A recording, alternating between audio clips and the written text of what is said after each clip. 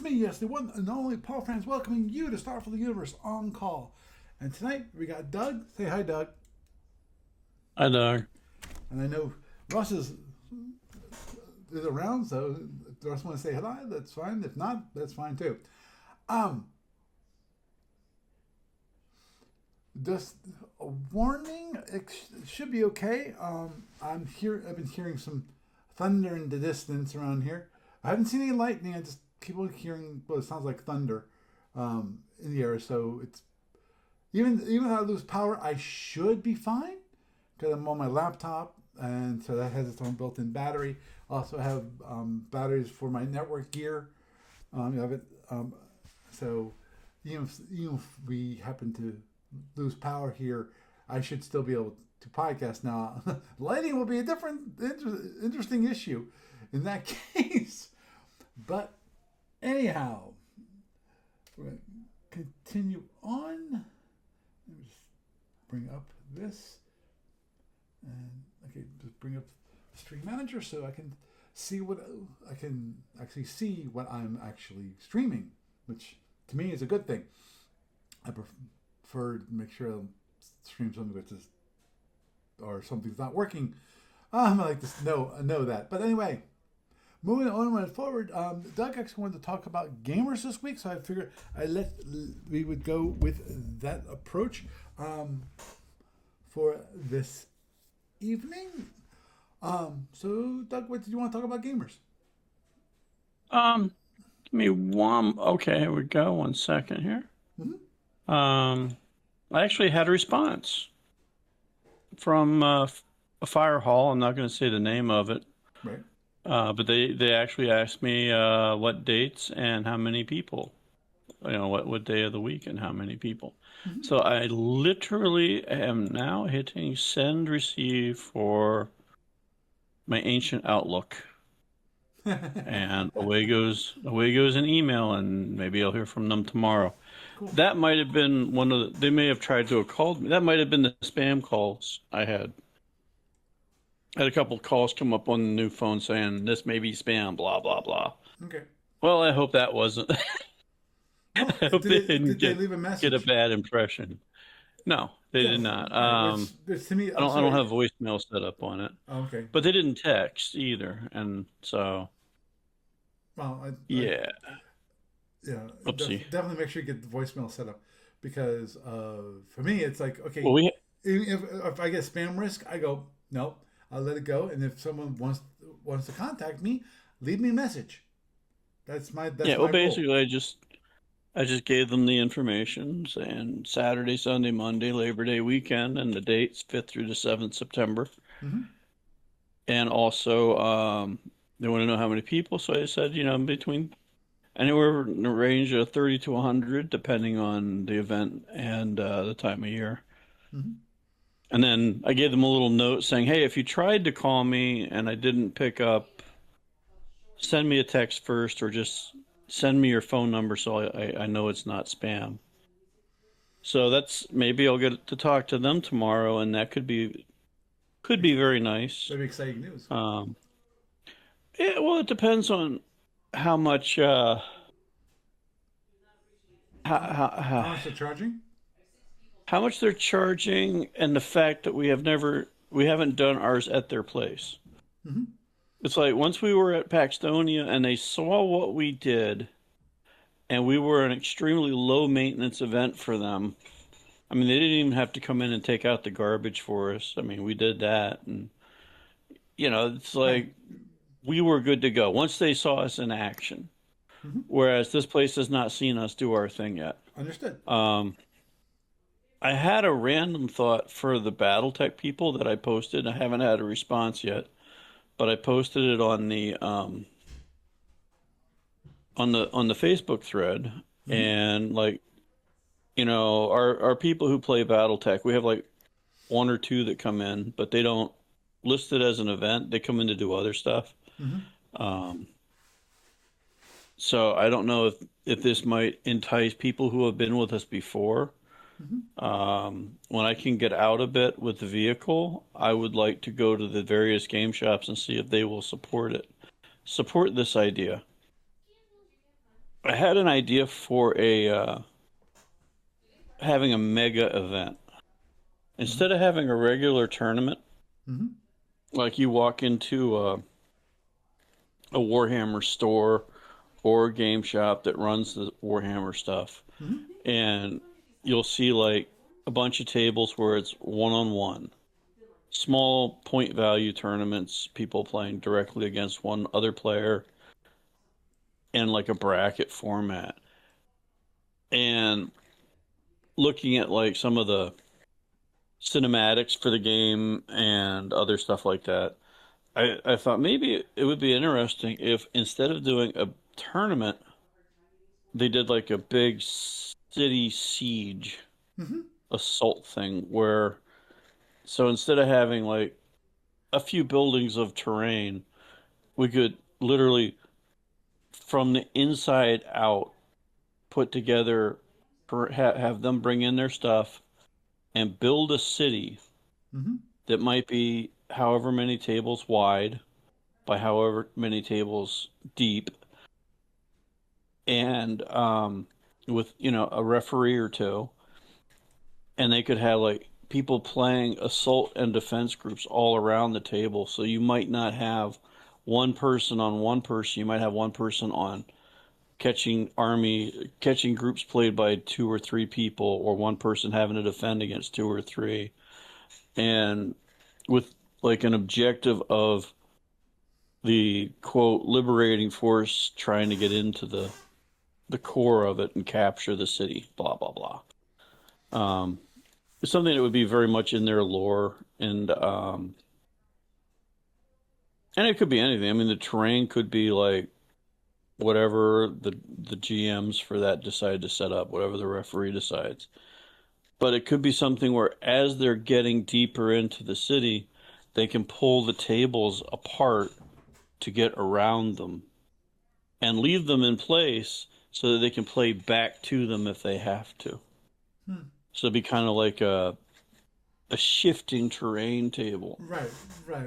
where they're only pulling it apart to access the next area in Right. to get inside of it Mm-hmm. more. Understood. Understood. That was a random thought. I mean, if we could get ADB with our whoever we might have as a contact for Amarillo Design Bureau to like I don't know sanction an official tournament with some prize support, that could maybe get some people to come in. Mm-hmm. But the problem with the SFB thing, I think, is how varied it is. I mean, it's a niche game to start with, like the one percenters of the one percenters of the people who still even know about the game and give it a shot. The few diehards, gray-haired diehards, and the occasional new person. It's like there's so many different things to do in it, and so many different levels of play with it. Mm-hmm. Because like we could say, hey, we want to run a Omega campaign thing of the captain's game set up with this custom thing that like Barry and one other person who comes in here regularly, one or two people might say, ooh, that's an awesome idea. We love that idea. And then like nobody else comes in for it, Mm-hmm. or we could say, hey, this is a good weekend where we can set up a big Tholian wedding cake that will take 2 or 3 days to crack, and you know run that, and if we could get a few people that are interested in that, they can have that kind of setup. But then other people like who want the other thing won't care about that. Right. It's just there's so many different things to do, That you could and possibly it's do. like Yeah. it's and if you say tournament play, that was the thing that was consistently a draw for um, ADB at their Mm-hmm. at Origins, Right. and other conventions. But they never truly got it off into a. It was suggested to them. I know I mentioned it before, and other people probably mentioned it over the years, but I think there was some attempts to try to get them to go into some kind of feeder format. And I know I've mentioned it before, and that's an idea that has just never kicked off because they don't run the Gold Hat anymore. Right, but But what's the theater format? a feeder format Oh, would be feeder. something It's like, a theater. It's a feeder. Okay, yeah, but describe it feeder. anyway. Okay, a feeder tournament format would be something where you have a sanctioned event, and the winner of that event goes into a higher event. So, for instance, if the Gold Hat is the penultimate for the year at Mhm. Origins with its brackets, then somebody who goes out to Convention X in San Francisco could play in a feeder event there, theoretically, and win that event. They get their own little prize for that, their own little trophy for that, but they also get if they wish to attend it, a pass into a bracket at Origins. Hmm. So, for instance, if they decided they were going to run at Origins again this year and they wanted to build up their base, they could say to Battle Group Columbus, Right. you could have some feeder events. We'll authorize 3 feeder events at your local game shop over the year to cover the three quarters of the year that we're not there. The other quarter is when Origins is, and you'll have to go to Origins to qualify in. Yeah, I forget what the. I know that ADB was tried a smaller Ranger. events where you It had, was called the Ranger event yeah, where you thing. only needed like 8 people. But it didn't catch on that much because look, they would draw up to 300 people at Origins at their peak Right. out of a community of 15,000 gamers. Yeah, but at the same time, So when you do the math Mhm. and you start breaking that down into other parts of the country and smaller events, it's like, okay, at a 5,000 person event, you might have 100 people theoretically that could play, but the odds are against it. They're massively against it. I did the math way back in the day once, and it was something like less than 1% of the Yeah, gaming community at the time. yeah, that doesn't surprise me that we're a small group within a small group.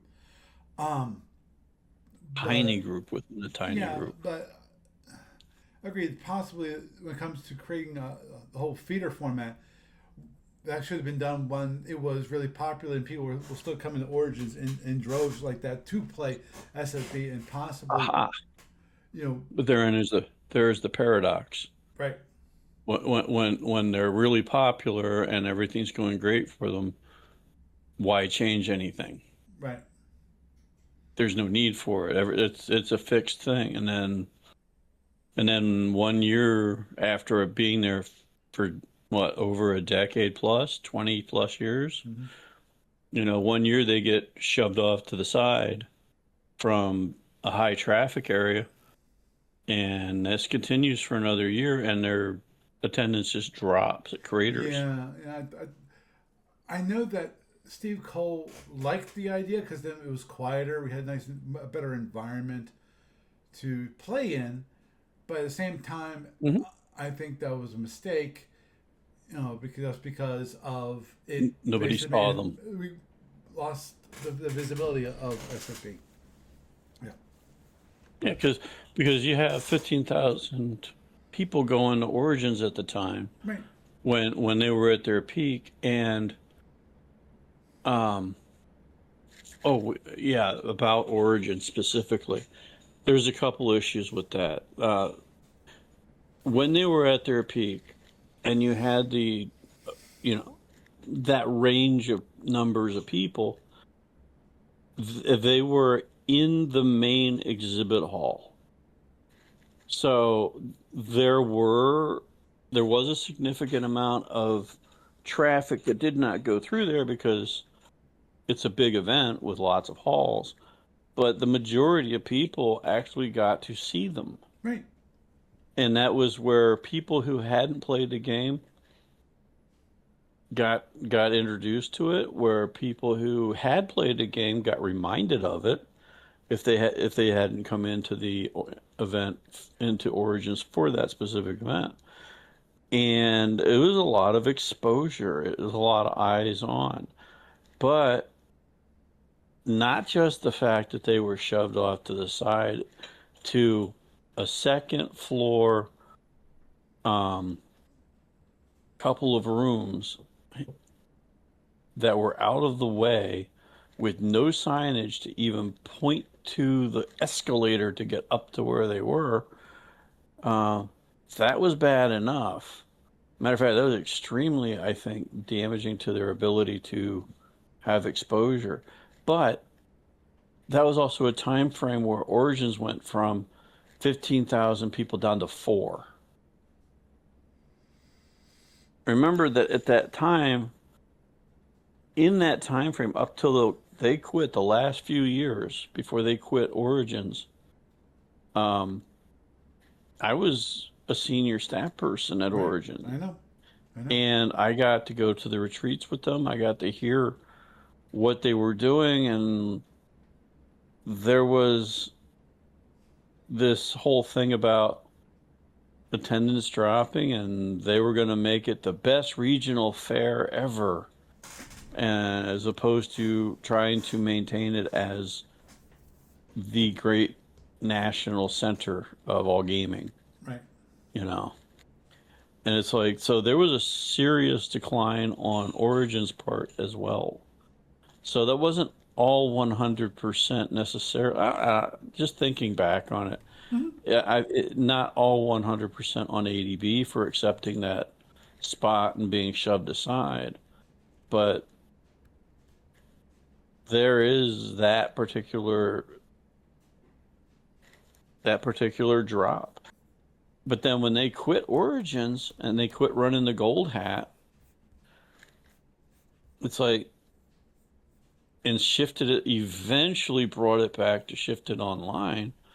When you did it online, the gold hat was always what? It wasn't the big massive thing that it was at Origins. Now it's like a dozen people maybe that sought it out online, that were willing to do it through the client or through the play by email format or whatever it was way back in the day, 20 something years ago. Yeah. So, And there was the whole transition, which was interesting by itself.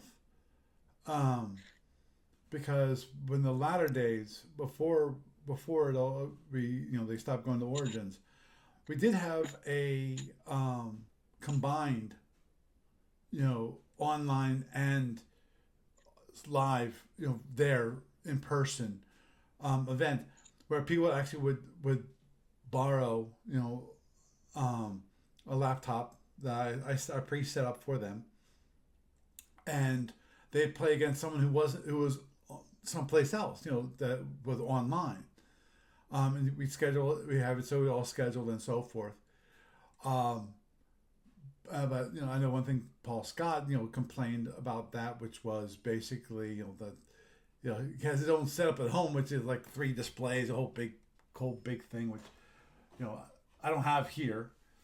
Um, but I never did.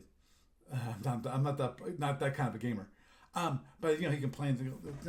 Why am I playing against this person? Online, on using the system versus actually at home. Why should I come to Origins if I'm gonna be playing against someone online? You know. yeah, And he had a but good point. He had a good that point. wasn't but that wasn't I think the main reason for the drop. Oh yeah. I, I know that. I said that was in the last days. It was like probably the last years where we tried that, and that's right after that that's when we stopped. But that wasn't the reason, that things it was just a pointing to that the attendance was down and things like that, and they were trying to also get some people involved online, and try to maybe get the number of people who actually were involved in the tournament up, and that was the way of doing it.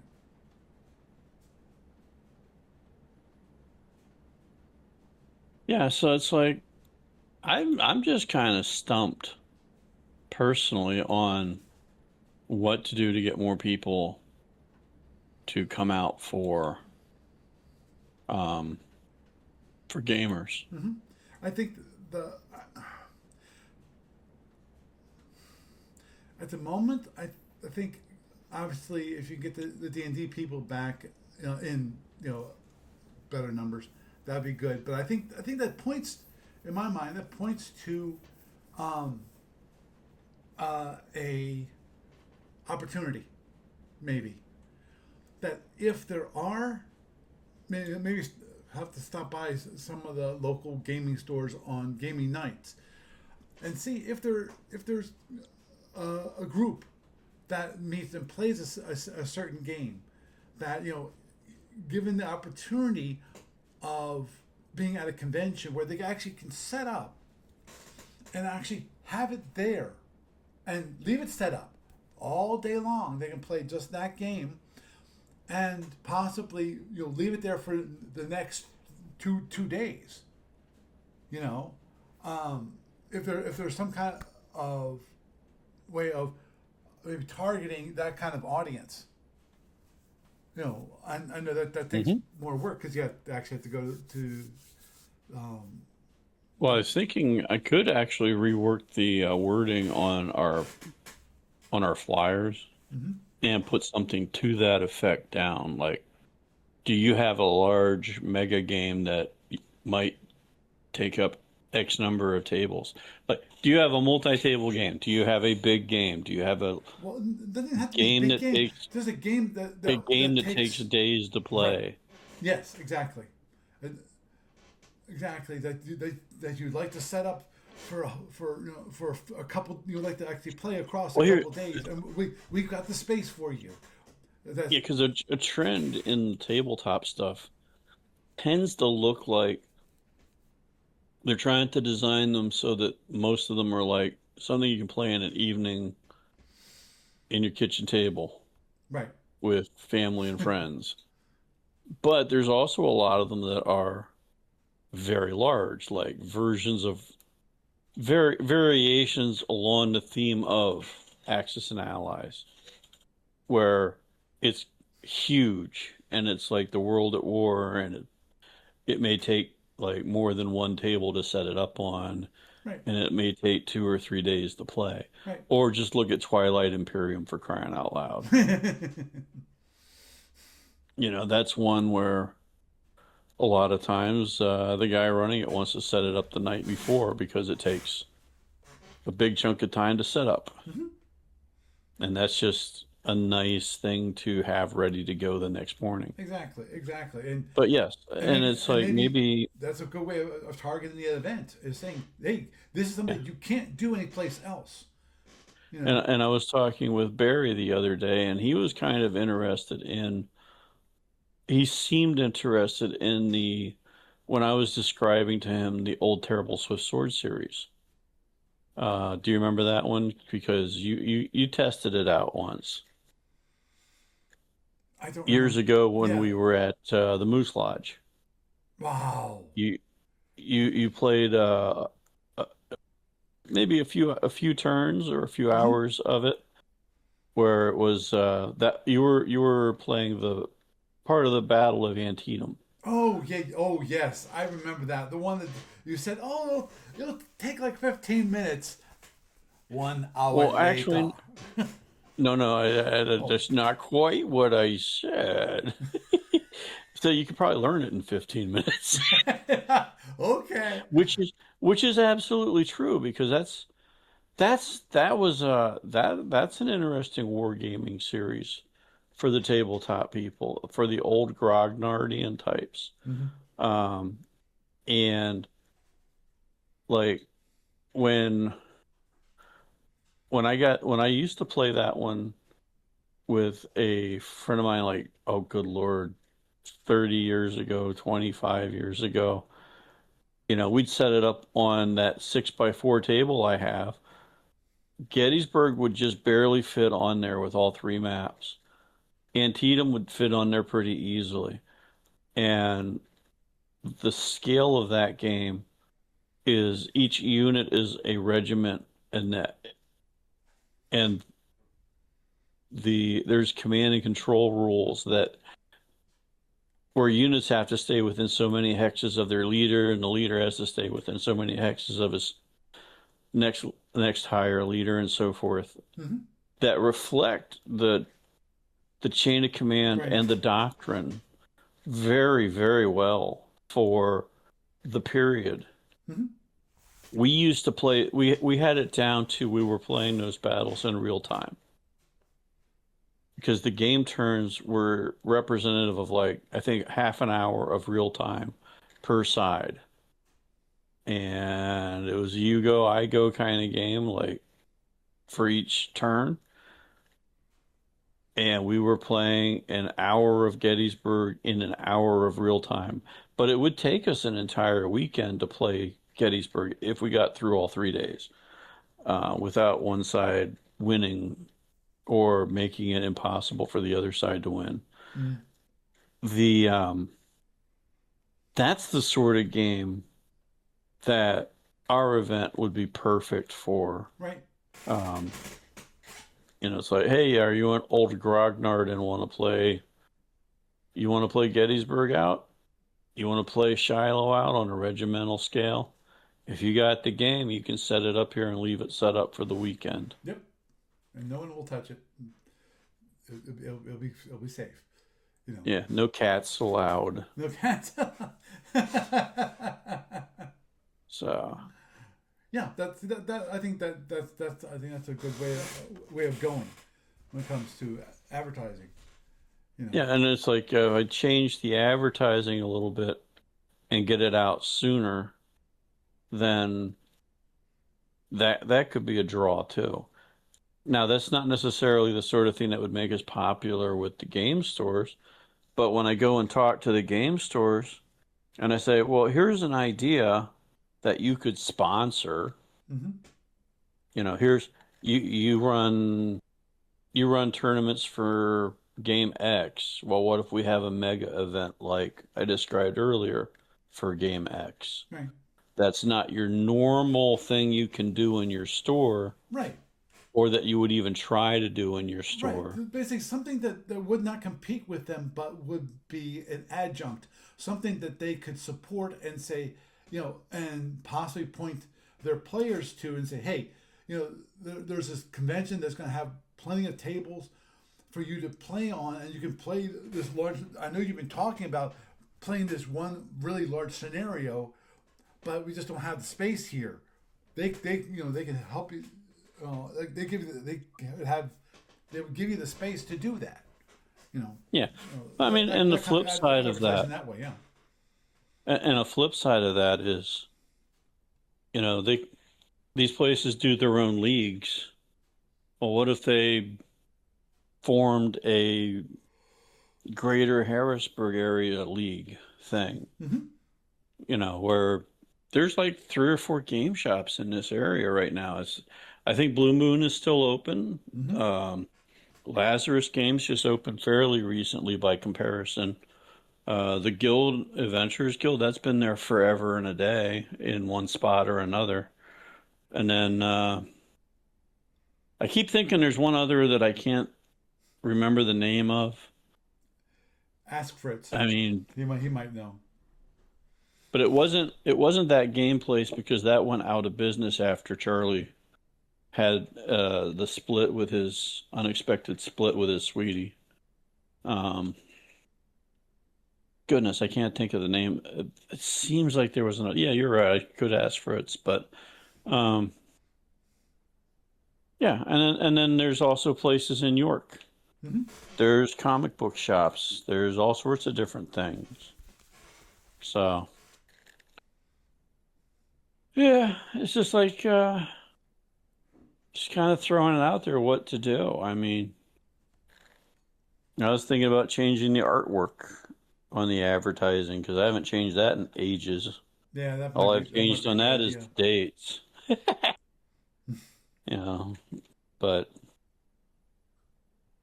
getting those out to game shops. So yeah, that was kind of about it. I mean, it's Okay. like the attendance was so low. Hmm. It's like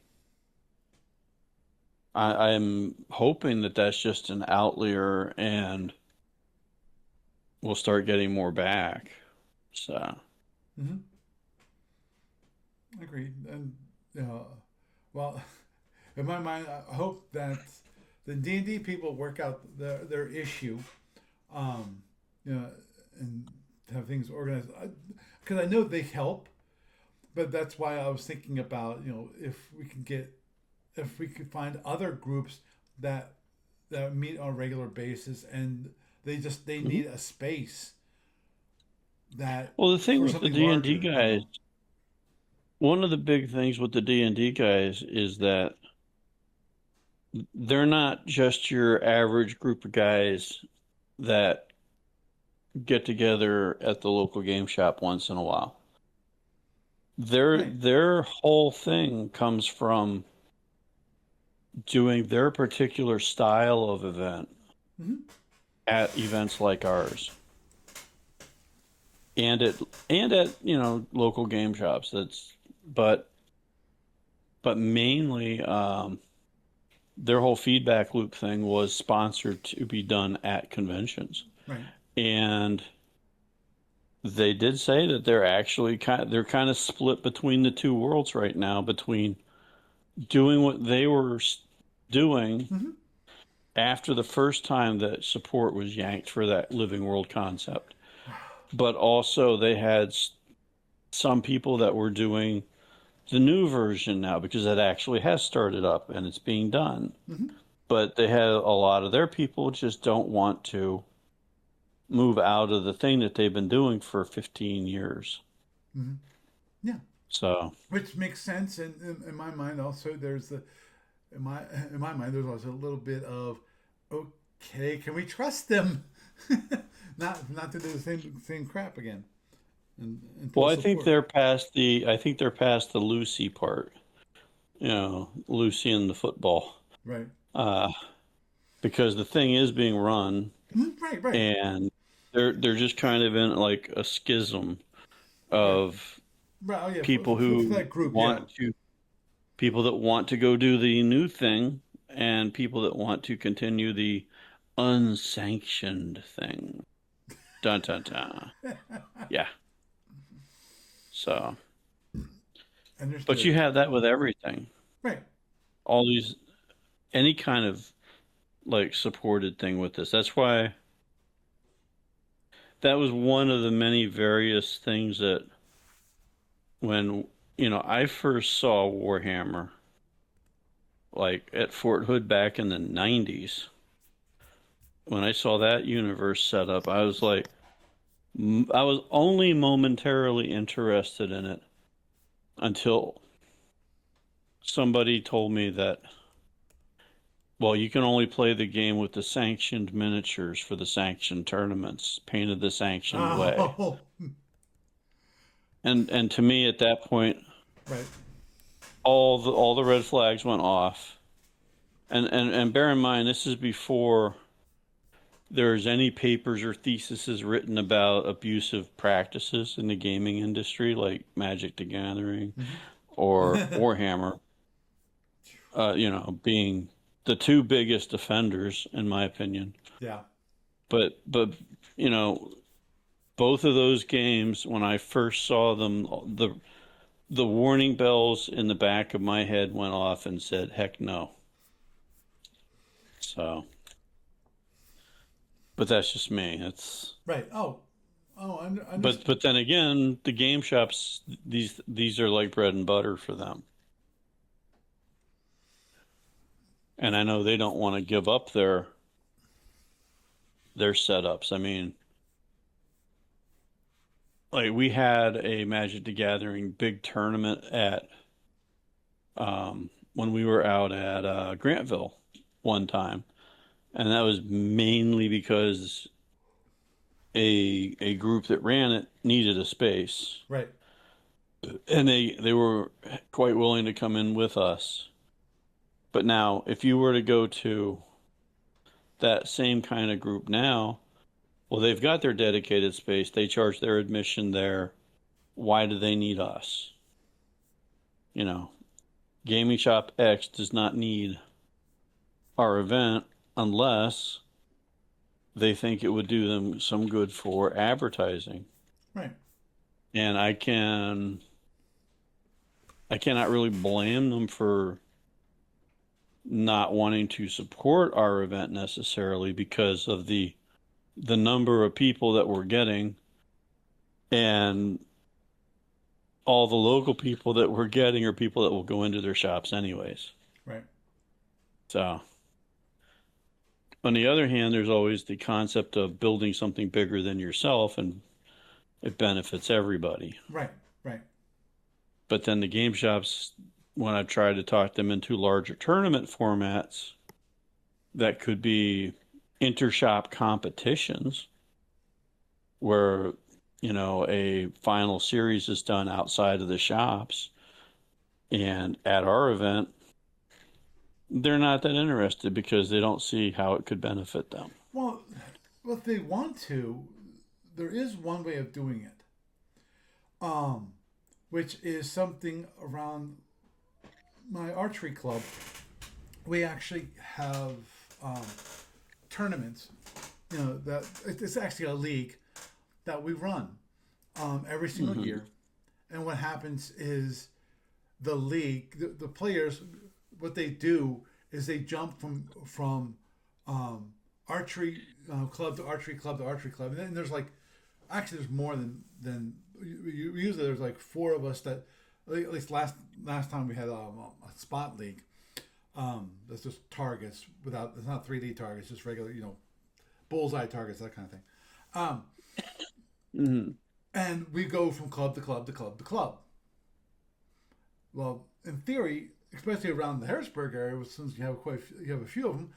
In theory, if they had a league for a single game, where what happens is each week you go to a different one, and then one of them for that year gets if it's tournament structure, um, you can have one of those then becomes plays basically the finals play at their shop, and then next year it goes on to another shop. So you Mm-hmm. rotate it again around the shops. The problem with that is Obviously, it that, leaves us out of it, but well, the problem with that is that then they're losing those players because if you try rotating it around, say, multiple shops, from our point of view, it would be a great thing. But from their point of view, it means that, okay, I've got 20 players for my Magic tournament this weekend. If I had them in a larger league, well, they're going to go over to the other shop next week. That's 20 people not in my shop that I could have in my shop all month long. So I'll run a tournament every weekend. I'll have those people here every weekend. If I share them with other shops, I'm losing money. That's how they look at it. mm-hmm. And I can't blame them for that. Oh, I can't believe that for either. I think So, it's to a certain degree short sighted if um if it's not short sighted if they have those same players playing there every single week. But and that assumes that they're able to play that same game every single week. Because I'm not. The thing is, the one thing I do not know the game shop scene. What games are being played? Do they because a limited space, do they have to rotate between games that are available to people to play? Do they have to define what games are Most of played them what have like a nights? schedule. They put schedules up, but you could bet your bottom dollar that they're not going to want to give up people to other shops that will come in for their thing on a regular basis. So uh, that's basically that.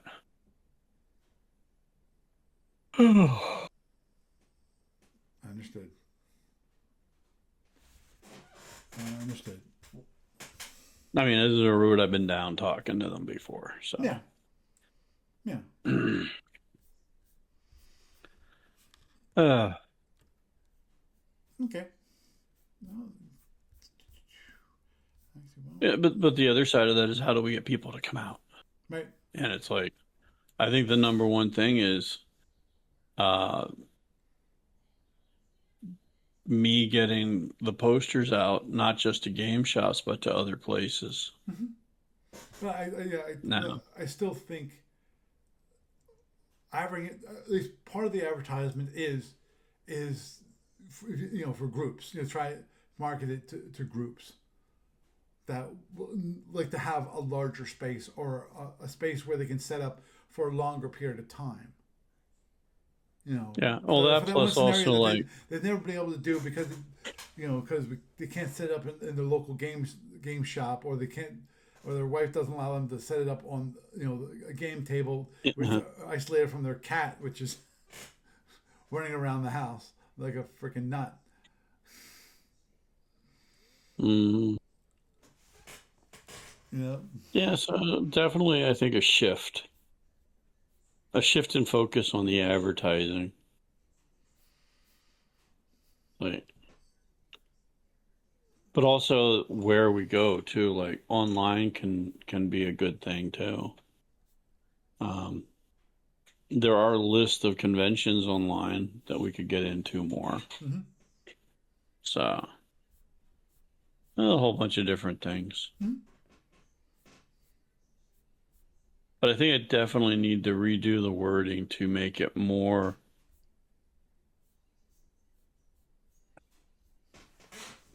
open towards, hey, do you have a huge mega game you want to play? Right. Right. That could be a big thing. Mm-hmm. Exactly. Exactly. This is a large scenario, or even a campaign that you want that requires a larger space that you just don't have available to you, and we can offer. Now, another thing is if we get a decent price at a different venue,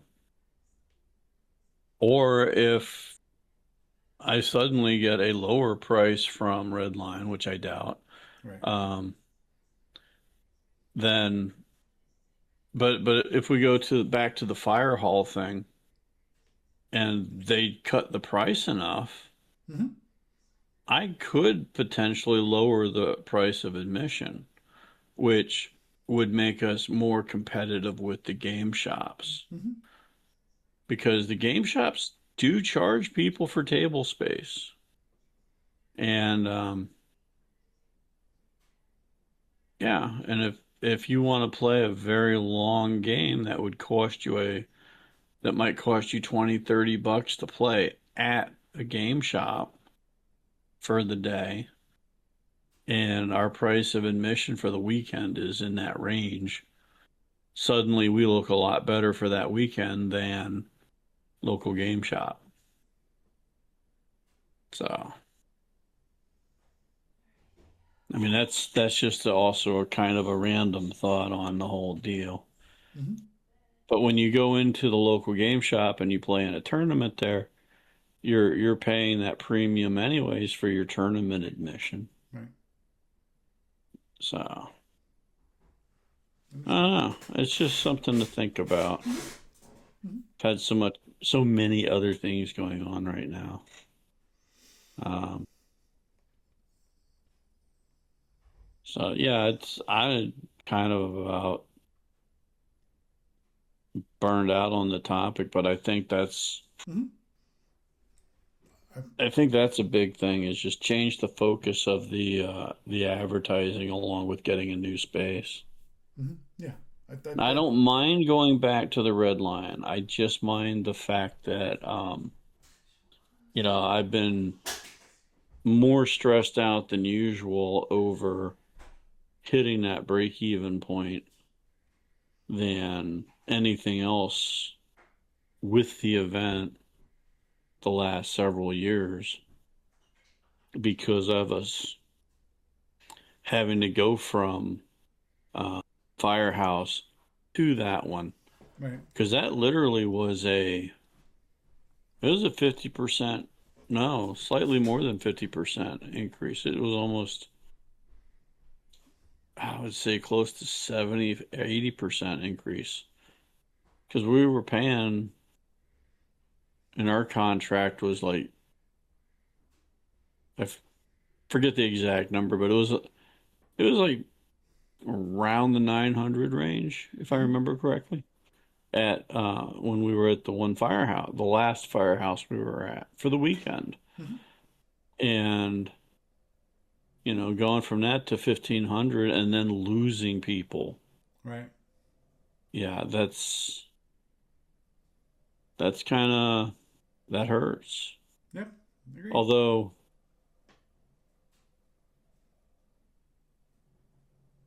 let me think about this. When did I do that? No, I didn't increase the price until we went there. Hmm. It was after the firehouse said it was our last time there.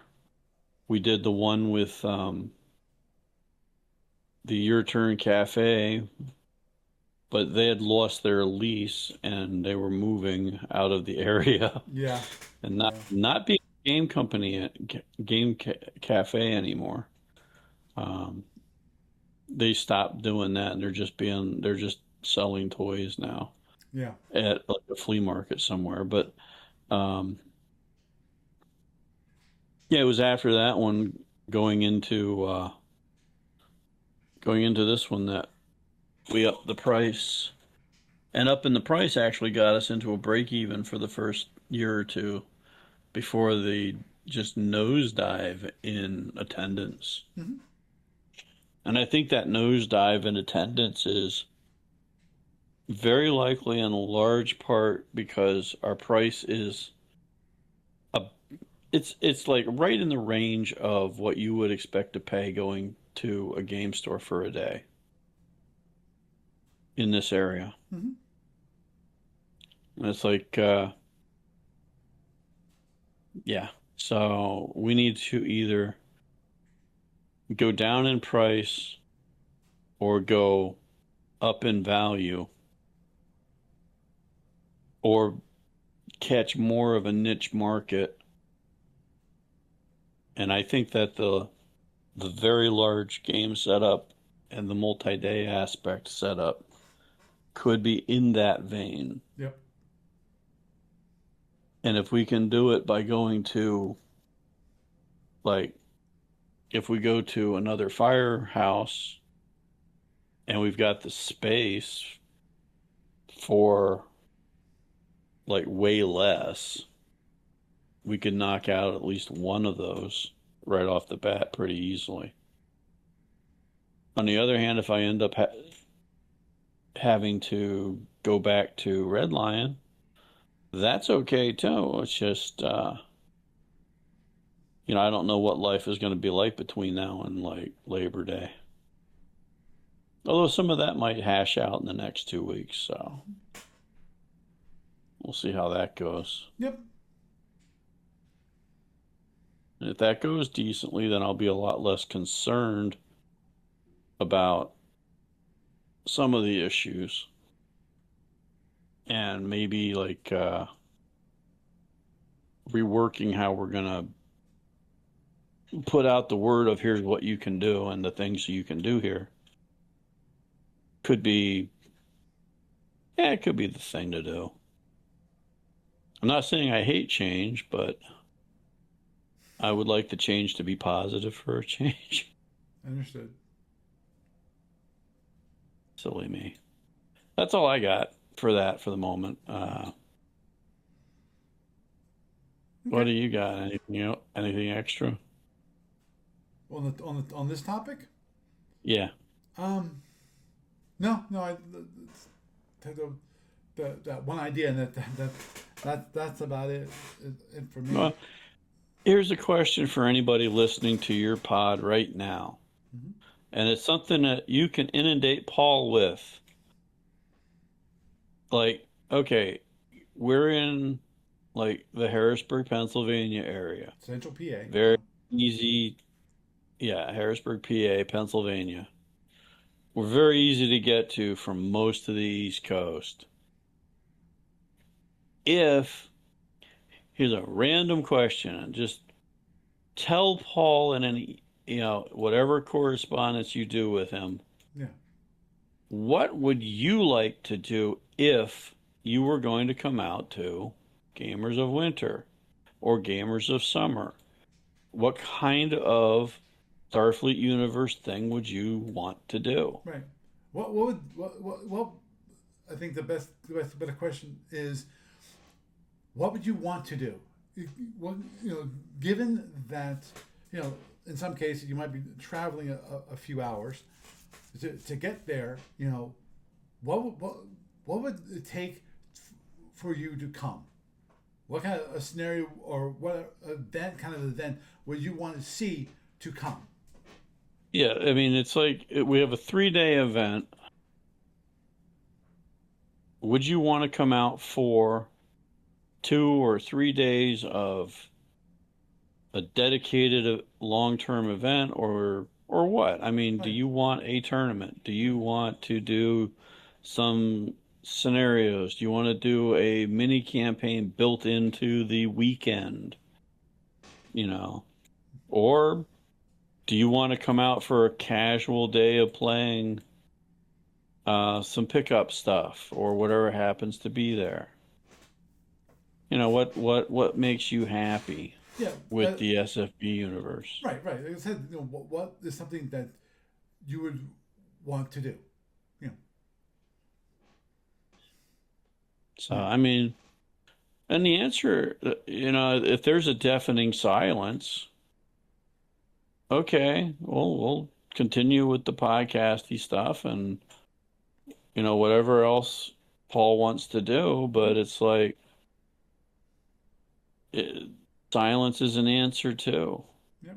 Yep. I will continue to go to Gamers of Winter, and I will continue to do some streaming, and then whether that's going to be a demo or some live game.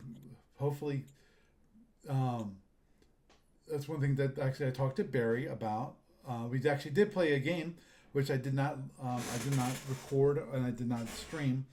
An interesting game, which was Romulan TKE versus Macadam. That's it, Macadam. Tournament cruisers, basically. But it was interesting in the weapons that were used and tactics. Eventually I died, but it was a fun game. It was a good game overall, I think. And the one thing that actually Barry and I were talking about it, which is next time he actually like to switch sides. He have him playing the Romulan person, and then have me playing the Magadim. Playing basically an Empire which I've never played before. And if Barry actually has the weekend off, maybe I can stream that live, and obviously record it, because for those of you who are on YouTube, that I posted those recordings on YouTube. I don't know about the numbers, and actually that was the one thing that was I think was fascinating to me, which was last week's news podcast, or video on YouTube got a lot more views than it normally does. Normally it gets in the neighborhood of maybe 20. It got over 30, which is a shock. Now, the Discord What If episode, to say the very least, it was muted when it comes to the number of people who watched that episode. Now, I'll admit the one thing I did not do, I did not post this on Discord because I'm not sure the guys really want to. A lot of times I like posting things there which are specific, about Starfleet battles, about rules and things that I think would be helpful to that community. Obviously, they might be interested in Discord. What if that YouTube video, just because of it talks about what happens if they decide to age gate us and block people from open access to our Discord server, or possibly even banish the thought that I don't think this will happen, which is like Discord goes under or something happens where we no longer have the Discord server. I had So, a thought, yes. random thought. For the gamers thing, what about the potential for a miniatures contest of fleets and individual pieces for the Starfleet universe, which could also include like, hey, look, we've got this whole place to play, Mm-hmm. so you can play some fleet battles out. But we could have a contest, of some kind. Would people be interested in that? Because I know there's tons of people that do the hobby side of it and paint miniatures as well as play SFB. Right. And As a random thought there. and If there hopefully, might be interest in that. right, and hopefully by the time Gamers of Winter comes around, actually it should happen. ADB should have the new 3D printer. That's going to be um, Oh yeah, that would the be awesome. the print they'll be able to sell miniatures again. But And there's also people who have their oh, setups I now. understood. But the reason why I bring that up is because I think that'd be a way of tying that in to it. Eh, Have it so that hey, or as I said, there's one thing that in theory we could do, especially if we get new miniatures. That now starts flowing through again, which is something as stupid. Well, not stupid, but I know that I'm pretty sure game shops have this, which is basically um, painting classes. How do you paint miniatures? Obviously, if you want to, you can watch lots of YouTube videos on that. I understand that, but it's like anything else. It's always nice to have uh, a place where you can try something out in person with feedback from someone live right there that say, oh, what you really should do is this, what you really should do is that, give you tips and help you get things, do things and learn things, from maybe painting miniatures to you know picking locks, you know things like that where you need personal experience that really helps you. Picking locks, really. Yeah, well, I got a lock picking kit. Okay. There's I still actually haven't I what still haven't you're played with talking it though. about is also called a paint and take event too. Hmm. And that's actually a good idea. I mean, that's something that you will see listed at a lot of shops. They'll have like a painting day, or at other events, you'll see paint and take minis of events within them. Hmm. So that's something that is very much a thing that gets done, and it's very much a good idea. Yeah, and Um, I'd be I'd be happy to do that. Especially maybe even buy a bunch of miniatures. Let's say a bunch of fed miniatures like but before diving into that, it's right. like maybe make that part of a survey. Hmm. Would there be interest in it? Because it's like I mean, I like the idea, but I think the easiest thing to do in one single step is put it out there for people to bring in their stuff. Right. And once that's seen and that's done, because it's like a preaching to the choir kind of moment, in a sense, if that makes sense. Hmm. So, But see, the good thing about the paint and take events, especially when it comes to Starfleet Universe, is that if you get get like the Klingons, you get the Federation, those two which are pretty recognizable for the most part anyway. Um, you can get you get the thing is for those miniatures you get interest for people outside of the Starfleet universe.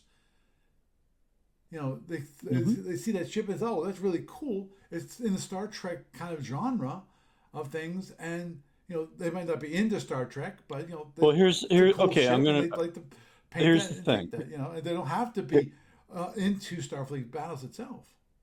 Okay, but here's the thing. That would be great if we had a lot of people coming into the event to draw them over into it. That would be awesome, and it's in its way. But what we need is something that would bring people into the event. Well, in that And I case, don't, I don't, and it's like somebody saying, I'm bringing in my miniatures, and he shows a picture of big stack of miniatures. That's a draw potentially. That might get other players to come in to to do the to do the thing. well, But the question is, how if you're going to an event like a gaming convention, okay? The take the paint and take thing is kind of more of a it's more of an extra thing for the event when you've got thousands of people coming in than it is a draw in for the event. Because well, like the same people that are doing that are the ones that are running a miniatures contest, and it's like it's a logistically easier thing for us to say, hey, bring your X number of ships in for a fleet. This is the rules of a contest, Your fleet must have at least so many to be considered a fleet. Otherwise, you can have an individual entry into single ship, blah, blah, blah. And have people bring those in than it is to buy a bunch of miniatures, buy a bunch of paint, buy the whole setup, and then one person comes in for that mm-hmm, or zero. mm-hmm, Because I just, in my mind's eye, from experience of us running stuff for the last 15 plus to 16 plus years, is I think we may have had something like that early on and it didn't pan out at all. mm-hmm, But that was also something where at least it was done by like a game shop instead of us. right. So the guy was taking his inventory back to his shop, kind of thing.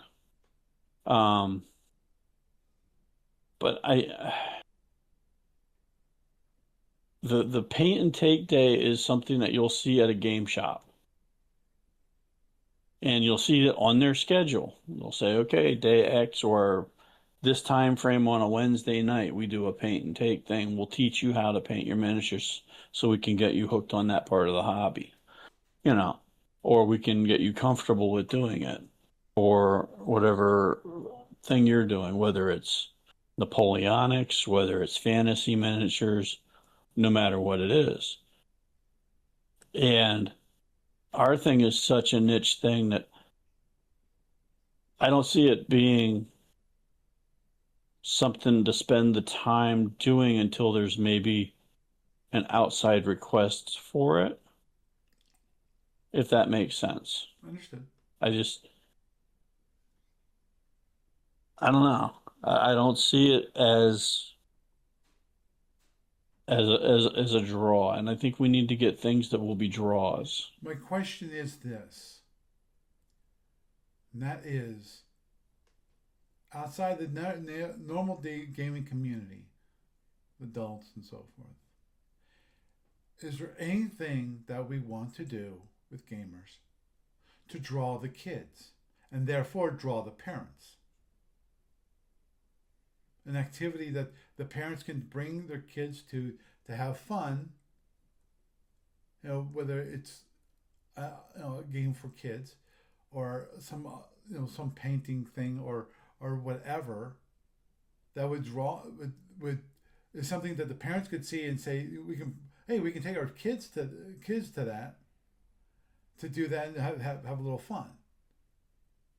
Is that something that we'd be I interested in I would doing? say I would say that would be more of a part of the advertising, like, family friendly event, Hmm.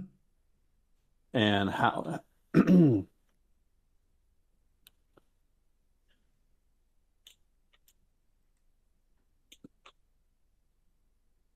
like it could be literally like that's getting into the part of like maybe seminar time. Like part of that could be like something along the lines of, okay, Paul's going to sit down and say, here's how to introduce your kids to wargaming. Here's how to introduce your kids to tabletop gaming. Here's how to introduce them to role playing games. Something of that nature. I mean, it's like, because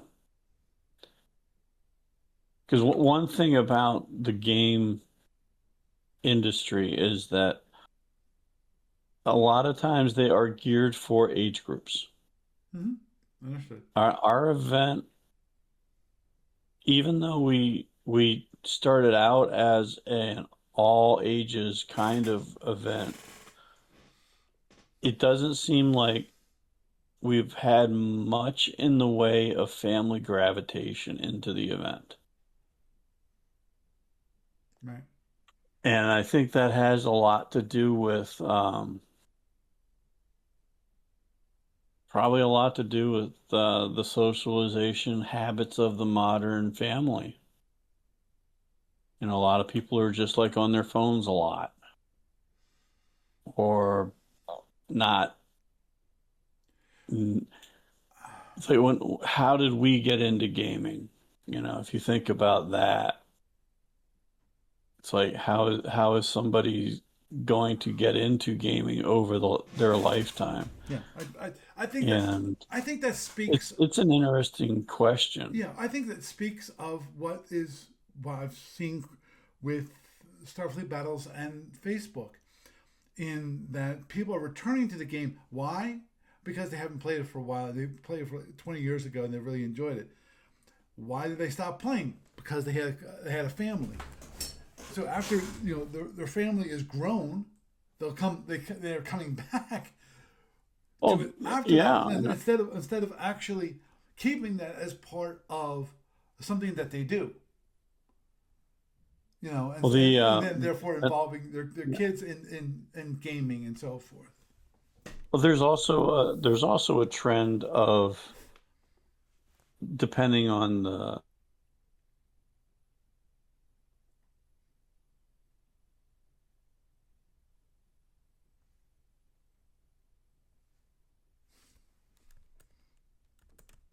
internet, but on the other hand, it's like it kind of harkens back to the seeing the kids playing D&D in school and not being that interested in it at the time. Hmm. So the short answer is I can't really think of too much with it unless we got maybe like a civics group involved, like Cub Scouts, Right. where it's like, Scouts for gaming as a social activity, Hmm. or something of that nature, or a historical group, or um, you know, or the Pokemon circuit kind of thing, because people still play that. Hmm. That's still popular with kids. Hmm. So, it could throw on Pokemon for kids and say, yeah, we have an age limit on the event. We got an adult category and we got a kids category, and you're in one or the other, so that if you're a 24-year-old law student, you're not like sandblasting soup crackers here all weekend. The kids can have fun. So I don't know. It's possible, but it's like Douglas was there on Monday wanting to play Pokemon, but there wasn't anybody there to play it with. But then again, no event was listed for that. Right. Right. And, a large part of the thing is the better things are planned out ahead of time, the more likely it is that you will have somebody come in specifically for that. Hmm. So I tried to explain that to Douglas as a life lesson, because he just wanted to, let's have a Pokemon tournament at the last second, and it's like, how many people are here that want to play Pokemon? Me. Yeah, good luck with that. So, and I think a large part of it's going to be just getting the word out Hmm. and rebuilding. We've been through rebuilding before. We've had dips in the past, though not this severe of the last two events versus the prior single event. So it's like the last two events didn't even add up to the prior event. So yeah. Uh, so I'm not too sure on that. But on the other hand, getting other groups involved could be it's something I've tried to do in the past too. And it's like, okay, scouts groups are not interested in this. Okay. Well, you know, going out and saying, okay, well, let's do a Pokemon thing. Oh, that's also something done in the local game shop. How can we be different? What's it going to cost them to go play Pokemon at the local game shop for a day versus coming into us? And if we go into a less expensive venue, then maybe we'll be price competitive for it, and that will solve itself. But on the other hand, if I'm charging $20 for the day or $10 for the kids, and it costs half that for them to go play at the local game shop, well, they're going to go to the local game shop if they're going to go anywhere at all. So, Understood. Okay.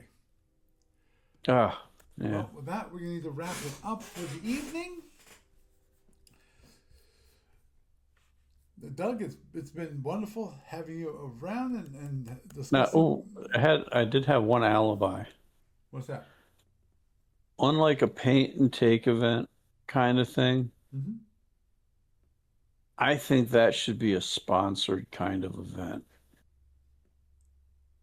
So, for instance, and it would be a good one for ADB if they want to advertise Shapeways stuff, for instance, or their new version of Shapeways. If they donated X number of miniatures and Y number of paint and some stuff for it, that could be advertising for them. But it should not necessarily be, you know, Paul takes on buying 40 miniatures and, and that. But on the other hand, I think that if it's a money where their mouth is in their product kind of thing. Hmm. So you could always ask them, would they be willing to sponsor an event like that by donating a few miniatures towards it? Hmm. And they'll probably, I have a feeling they'll probably not go for it right away, Hmm. but it's just kind of a random thought. So Right. Right. And then you get the chicken and egg problem, you know. yeah, but the flip side of it is it's the kind of event that you have when you have traffic, Right. Understood. and Doug, we I don't. I understand where don't you're think we'd coming have the from. Okay. traffic for it. I understand. Yeah. Okay. Okay. Okay. Dead horse can lay in the road now. Yeah. Okay. You have a good night. Thanks. Thanks for having me on, Paul. You're welcome. Okay. I'll be here if you want to chat for a minute afterwards. Understood. Okay. So interesting things about gamers and getting. Hopefully, we can get that going and bring people back. You know, and I think obviously we're a small community here, um, and as was pointed out, there if you're in the area, let's say the East Coast, relatively close to Harrisburg, within like a 3 hour drive. Let's say that maybe 4 hour drive from Harrisburg, there where you'd actually would come out, possibly even stay. If there, you know, what would be an event or something that you want to do when it comes to Starfleet battles or Starfleet Universe, whether it's F&E or a Starfleet Battle Force tournament or anything like that. What's something that you would like to see and that would make you want to come? If you could email me, or in the case of the YouTube, post a reply on the YouTube video.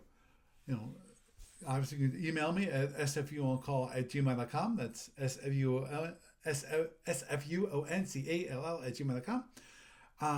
You can email me there, or obviously I'm on the Discord server. You can contact me there. There's multiple ways of doing it.